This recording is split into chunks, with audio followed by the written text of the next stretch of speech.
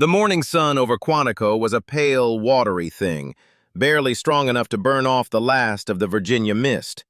For Margaret Maggie Sorensen, it was just another sunrise in a life defined by them. She sat on the wooden deck of her modest farmhouse, a chipped ceramic mug warming her calloused hands, watching the light creep across the fields she now tended. The land was her solace, a stark contrast to the other landscapes her eyes had absorbed over 63 years, the urban canyons of Fallujah, the dust-choked valleys of Afghanistan, the silent, frozen ridges of Korea. She took a sip of the strong, black coffee.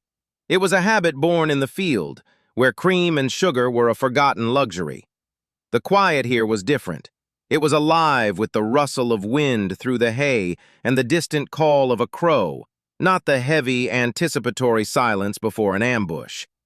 Her phone buzzed on the weathered wooden table, a jarring electronic intrusion. The screen displayed a name, Tom Harrison. A flicker of a smile touched her lips, a rare expression that softened the deep lines etched around her eyes. Tom was her grandson, her daughter Sarah's boy. He was 22, a senior in college, and possessed all the unshakable confidence and occasional naivete of his age. He was also the person she loved most in the world. "Hey, Grandma," his voice came through the speaker, bright and energetic. "Just confirming, you're still good for Saturday?" "Wouldn't miss it, Tom," she said, her voice a low, steady rumble, like stones turning in a slow current. "I told you I'd be there." "Great! It's going to be a big deal. The whole university is invited. My history professor, Dr. Evans, he's making a whole week out of it. Legacy and Service, a student symposium. It's going to be huge for my grade." Maggie smiled again, though Tom couldn't see it. "Sounds very academic." "It is. It's all about the impact of military service on families and communities. Everyone's doing presentations, or bringing in a family member. My roommate, Derek, his granddad is a Vietnam vet. He's got all these patches and medals. It's going to be a real show and tell. So, just bring whatever you're comfortable with." She glanced through the window of her farmhouse, her eyes resting on a simple oak chest in the corner of her living room. It was unassuming, dark with age, and held no medals or patches. "I'll find something," she said. "Perfect. Oh, and Grandma?" Tom's voice dropped a little, a hint of nervousness creeping in. "A few of my friends are going to be there. They're really into the whole military history thing. They might ask a lot of questions." "Questions are fine, Tom," she replied. "Questions are how we learn." The day of the symposium was unseasonably warm for late autumn. The university campus was a hive of activity, students milling between brick buildings adorned with fluttering banners. Tom met Maggie at the entrance of the Kendrick Hall, a grand old building with a marble-floored lobby. He gave her a quick, tight hug. She was solid, unmovable, a fact that had always comforted him as a child. She wore a simple, well-tailored navy blue blazer over a cream-colored blouse and dark slacks. Her gray hair was cut short and practical. The only hint of her past was the way she moved. A controlled economy of motion, her eyes constantly, subtly scanning the crowded lobby, cataloging entrances, exits, and people. "You look great," Tom said, beaming. "So do you," she said, appraising his pressed chinos and collared shirt. "Lead the way, Professor." The event was held in a large auditorium with a raised stage. Rows of chairs were filled with students, faculty, and visiting family members. Tom guided Maggie to a seat in the second row, reserved for participants. On the stage, a long table was set up with a microphone. One by one, students were called up to introduce their veteran family member. A young woman spoke about her great-aunt, a nurse in World War II. A man in his 40s, a former Marine himself, stood stiffly as his son talked about their shared service. There was Derek's grandfather, a cheerful man in a Vietnam War veteran's hat, proudly displaying a shadow box filled with a bronze star and a purple heart. The audience applauded politely for each. Then it was Tom's turn. He walked onto the stage, his back straight, and adjusted the microphone. "Good afternoon," he began, a slight tremor in his voice. "My name is Tom Harrison, and I'm here today to talk about legacy and about the people who shape us without us even knowing it. The person I want to honor is my grandmother, Margaret Sorensen." He gestured towards Maggie. She stood, her movements fluid, and walked to the stage. A few people in the audience, noticing the quiet confidence in her stride, sat up a little straighter. Tom continued, his voice gaining strength. "My grandma has lived a life of quiet service. She's the rock of our family. But for most of my life, I never really knew the full scope of what that service meant. I knew she was strong. I knew she was disciplined. But I didn't know why." He went on to speak about her influence on him, about the lessons of integrity and perseverance she'd taught him. He spoke generally about her having served her country, a phrase he'd used 100 times before. He didn't have specifics because she had never offered them. He concluded, "I'm proud to introduce my grandmother, Margaret Sorensen." There was a smattering of polite applause. Maggie stepped up to the microphone. She looked out at the sea of young faces, 100 variations of her grandson. "Thank you, Tom," she said. "That was very kind." She paused, her gaze direct and unnervingly steady. "I'm not much for speeches. I'm much better at listening, so if you have questions, I'll do my best to answer them." It was an open invitation, and the first question came from a confident-looking young man in a fraternity sweatshirt sitting near the back. His name was Chad, and he was one of Tom's friends, a business major with a booming voice and a tendency to dominate conversations. "So, Miss Sorensen," he began, leaning back in his chair, a smirk playing on his lips. "Tom said you served. That's awesome. Which war was it? The Gulf War? Or was it like a peacetime thing in the 80s? A ripple of suppressed snickers went through a small cluster of his friends. The question on the surface was innocent, but the tone was laced with a casual condescension, a subtle implication that a woman of her age, a grandmother, couldn't possibly have seen anything real. It was a question framed by the sanitized Hollywood version of war they knew, clean, fast, and remote.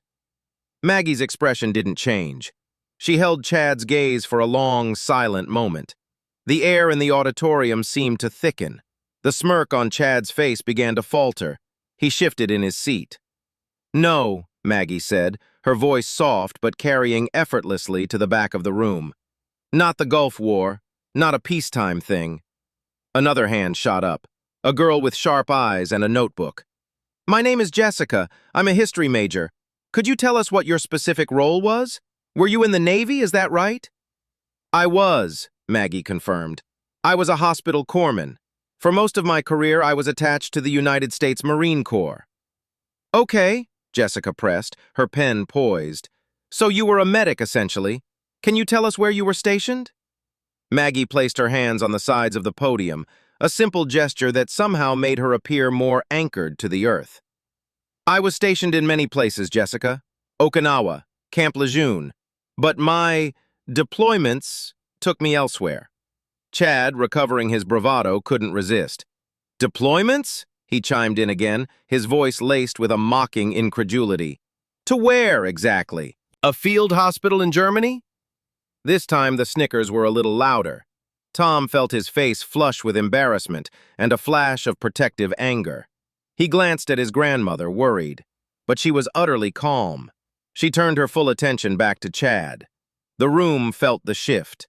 The chatter died. It was the stillness before a storm. "Korea," she said. The word hung in the air, simple and heavy.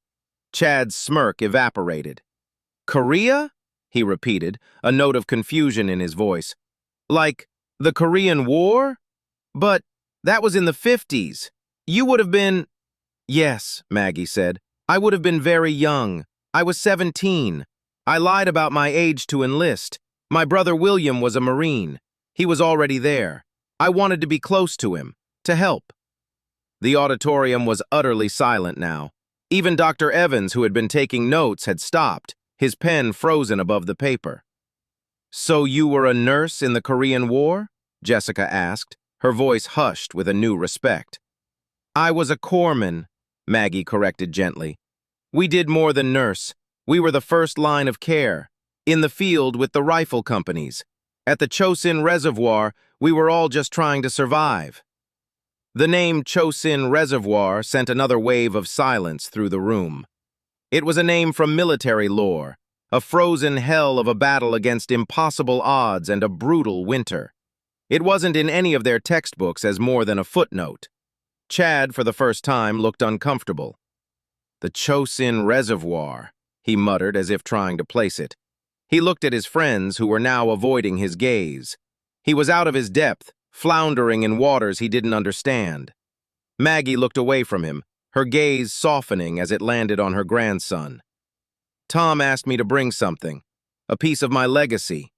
She reached into the inside pocket of her blazer and pulled out a small, worn leather journal. The cover was cracked and stained with something dark. A simple black ribbon marked a page. This was my brother's, William J. Sorensen, Private First Class, USMC. She opened it to the marked page. Her voice, when she spoke again, was quieter, meant only for the listeners in the first few rows, yet it filled the cavernous space. He wrote in this every day. The last entry is dated December 6th, 1950. It just says, cold, so cold. Maggie, if you're reading this, tell Mom I love her. We move out at dawn. The Chinese are all around us. I'm scared. But the captain says we're going to fight our way out. I'll see you on the other side, sis. She closed the book. The soft thump of the cover echoed. He didn't make it to dawn. A mortar round. I was in the next sector. I heard it. I felt it. By the time I got to his position, there was nothing I could do. Nothing anyone could do. A girl in the front row had tears streaming silently down her cheeks. Chad was staring at the floor, his face pale. The mocking arrogance was completely gone, replaced by the dawning horror of a young man realizing the true, awful weight of the history he'd just trivialized. Tom felt a lump in his throat the size of a fist. He had never known this. He had never known he had a great-uncle William. So, young man, Maggie said, her voice regaining its steady tone as she looked directly at Chad again. You asked which war I was in. I was in the one your grandfather probably only read about in a book or saw in a black-and-white movie. The one that froze men solid where they stood. The one where the wounded would bleed out before their blood could even hit the frozen ground because it would freeze in their veins. She let that image hang in the air, a brutal, unassailable truth. But that wasn't the only war, she continued. I did 2 tours in Vietnam with a Marine recon unit. I wasn't in a hospital. I was in the bush, patrolling with them, patching them up when they got hit by punji stakes or AK-47s. I learned to tell the difference between the sound of an incoming and outgoing round before I could tell the difference between the call of a mockingbird and a cardinal. She looked at the professor, then back at the students. I retired from active duty in 1974, but the wars didn't stop. I've been to the bedsides of young men and women from Iraq and Afghanistan, at Walter Reed, at Bethesda. I've held their hands. I've listened to them talk about the friends they lost, the nightmares they can't wake up from. That's a different kind of war, but it's a war all the same. It's the one they fight every day when they come home. She looked back at Chad. He was no longer looking at the floor. He was looking at her, his eyes wide. So, when you ask which war a veteran was in, you're asking a question that has no simple answer. For some of us, the war never really ends. It lives in the shrapnel still embedded in our backs, in the names we whisper in the dark, in the faces of the people we couldn't save. She paused, letting the silence do its work. The room was a pressure cooker of emotion, shame, awe, sorrow, respect. Your grandfather, Maggie said to Chad, her voice losing its edge of iron and taking on a tone of profound, weary sadness. He wears a hat. He has a bronze star and a purple heart. That tells me he was in the jungle, in the shit, just like me. He has a shadow box of his war. But the real war, his war, is in the memories he can't speak, in the flinch he still has when a car backfires, in the friends he buried. That's his answer. And I don't need to ask him. I already know. The silence that followed was not empty. It was full of the weight of history, of sacrifice, of a truth so stark and real it stripped away all pretense. Dr. Evans slowly removed his glasses and wiped his eyes. He stood up.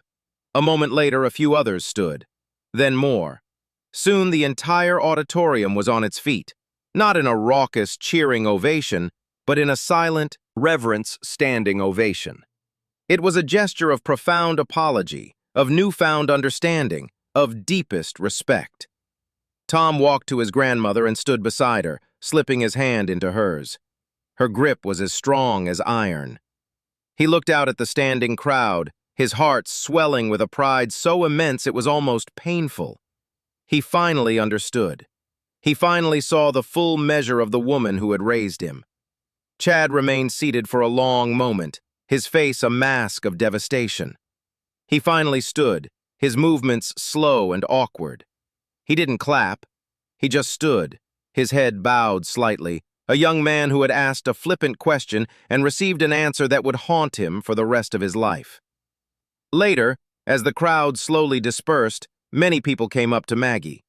They didn't ask questions, they simply thanked her. Some just shook her hand, their eyes communicating what words could not. Chad approached, his friends hanging back. He looked young, vulnerable, and deeply ashamed. "Ms. Sorensen," he began, his voice thick, "I am so sorry. I was an idiot. I didn't know. I had no idea." Maggie looked at him, and her expression was not harsh. It was tired, but forgiving. "No," she said quietly, "you didn't. And that's the whole point, isn't it? You shouldn't have to know. You should be able to live in a world where the worst thing you have to worry about is a grade or a football game. We did what we did so you could have that. But that doesn't mean it didn't happen. And it doesn't mean you get to mock the people who carried the weight you don't even know exists." Chad nodded, unable to speak. "Learn from this," Maggie said, her voice firm but not unkind. "Don't learn about war from movies. Learn about it from the men and women who lived it. And when you meet one, the first question you ask shouldn't be about which war. The first thing you should do is say, 'Thank you.' The story will come if it needs to." That evening, Tom and Maggie sat on the porch of the farmhouse, the same porch where she'd watched the sun rise what felt like a lifetime ago. The autumn air was crisp, carrying the scent of wood smoke from a neighbor's chimney. "I'm sorry, Grandma," Tom said, his voice soft, "for not knowing, for never asking." She reached over and squeezed his hand. "Don't be sorry, Tom. There's a reason I never told you. I didn't want you to see me that way. I wanted you to see me as your grandma, the one who made you pancakes and taught you to fish." "You're still that grandma," he said, his voice cracking. "But you're also so much more." They sat in silence for a long while, watching the stars prick the darkening sky. "Were you scared?" Tom finally asked. "At the reservoir? In Vietnam?" Maggie took a slow, deep breath. "Terrified," she admitted. "Every single day. Courage isn't not being scared, Tom. It's being scared to death and doing what needs to be done anyway. Your great-uncle William was scared. He wrote it down. But he went out into that frozen night anyway. That's the legacy. Not the medals, not the stories. It's the doing what needs to be done, even when every fiber of your being is screaming at you to run." She looked at him, her eyes holding the light of a million distant suns. "That's the only answer that really matters."